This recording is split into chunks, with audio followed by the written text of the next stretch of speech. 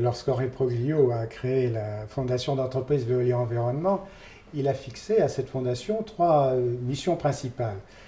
D'abord, soutenir les actions en faveur de la solidarité et plus largement d'ailleurs de l'humanitaire d'urgence, qui était une grande tradition de Veolia Environnement. Le deuxième objectif était de faciliter l'insertion des jeunes, et en particulier des jeunes en difficulté dans le monde professionnel. Et son troisième objectif était de défendre des initiatives en faveur de l'environnement et du développement durable. Et naturellement, dans le cadre de cet objectif, depuis longtemps, nous imaginions au sein de notre entreprise un prix du livre environnement. Et c'est une idée qui a pris forme lorsque la fondation a été créée et qui a été donc décernée pour la première fois il y a 4 ans.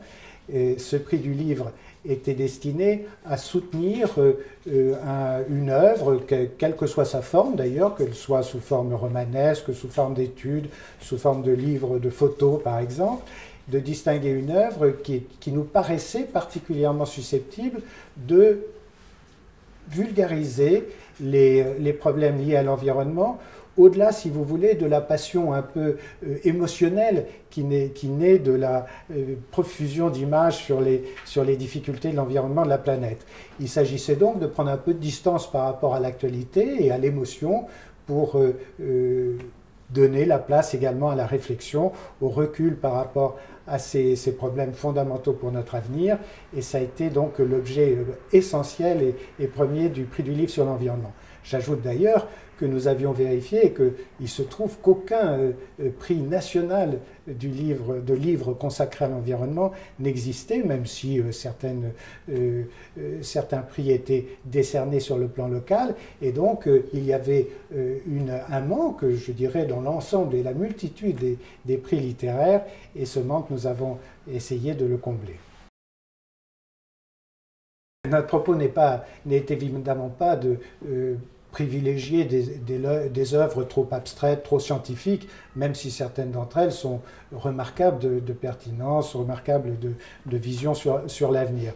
Notre idée était de faire un peu la jonction entre l'émotion dont je parlais tout à l'heure et la réflexion qui est représentée aujourd'hui par de très nombreux auteurs de très très grande qualité. Et donc notre idée est de dire, essayons de sélectionner des ouvrages qui sont en même temps inattaquables sur le plan scientifique et qui en même temps ont le souhait et le souci d'être accessibles au plus grand nombre et d'être même passionnants à travers les exemples concrets qu'ils développent. Je crois que là, le livre était le meilleur support pour cette réflexion.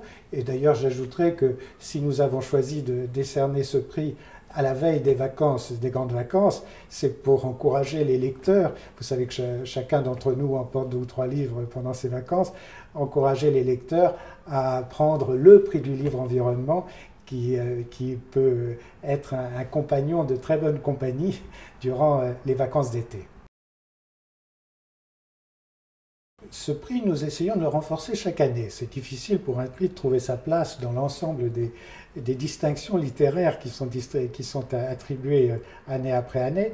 Donc nous allons essayer évidemment de le porter davantage. Ceci dit, effectivement, nous avons aujourd'hui le thème de l'environnement qui est présent dans tous les esprits, avec une sensibilisation du grand public qui est maintenant largement acquise. Je pense que personne aujourd'hui n'ignore les dangers que représentent pour l'avenir les difficultés que rencontre notre environnement, que ce soit la surconcentration urbaine, que ce soit les errements climatiques ou encore naturellement les difficultés que rencontre la biodiversité. Mais pour ce qui nous concerne, nous avons souhaité privilégier des livres qui ne soient pas catastrophistes par principe, mais qui proposent des voies et des solutions.